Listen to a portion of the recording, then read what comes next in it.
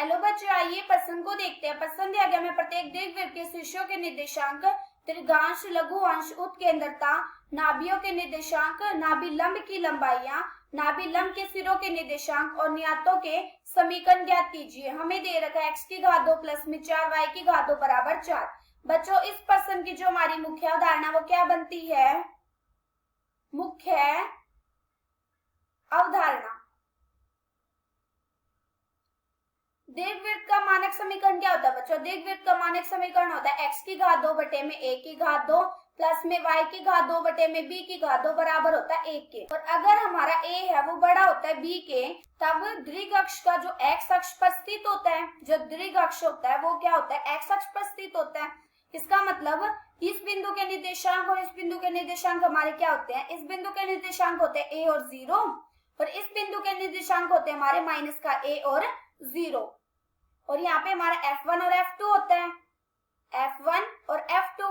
इसके निर्देशांक क्या होते हैं? A, E और 0 और इसके निर्देशांक होते हैं माइनस के A, E और 0।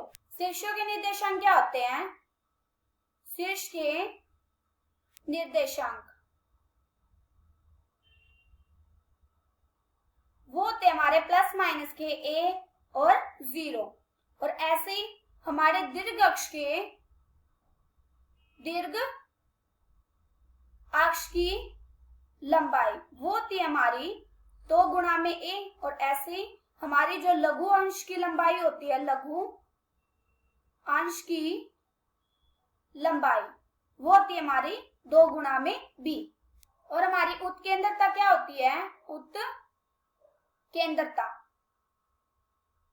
उत्केंद्रता होती है हमारी जब हमारा a बड़ा होता है b के, तब हमारी e बराबर होता है वर्गमूल 1 माइनस में b की घात 2 बटे में a की घात 2।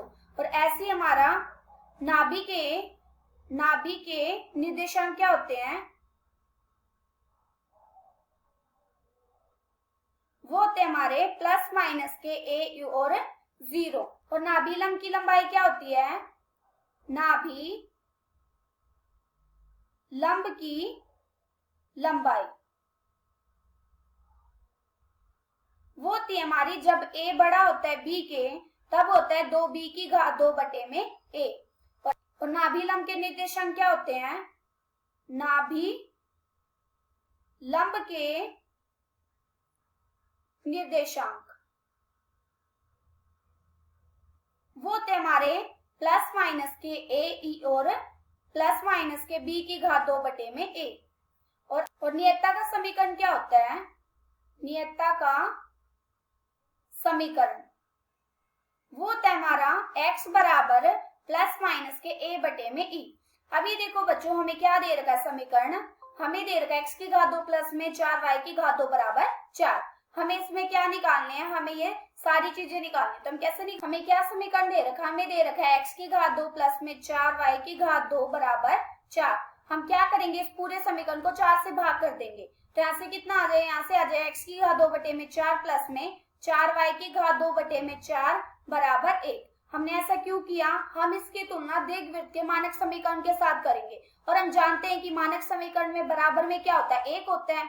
तो यहाँ से कितना आ गया? बराबर में 1। अभी देखो 4 से 4 कट जाएगा। यहाँ से कितना आ गया? यहाँ से आ गया x की घात 2 बटे में 4 प्लस में y की घात 2 बटे में 1 बराबर 1। जब हम इसकी तुलना दीर्घवृत्त के मानक समीकरण के साथ करते हैं तो यहाँ से a की घात 2 बराबर कितना है? 4 और b की घात 2 बराबर कितना है? 1। अभी देखो यहाँ से a बराबर कितना आ गया? 2 के और b बराबर कितना आ गया? 1। जो हमारा a है वो क्या हो गया? बड़ा हो गया b के। तो हम जानते हैं जो हमारा दीर्घ अक्ष है वो x अक्ष पर स्थित होगा।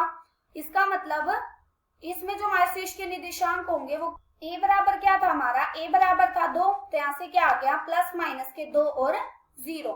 हमारे शीर्ष के निर्देशांक निकल गए। अब हम क्या करेंगे? दीर्घांश और लघुअंश निकालेंगे। तो हम कैसे निकालेंगे?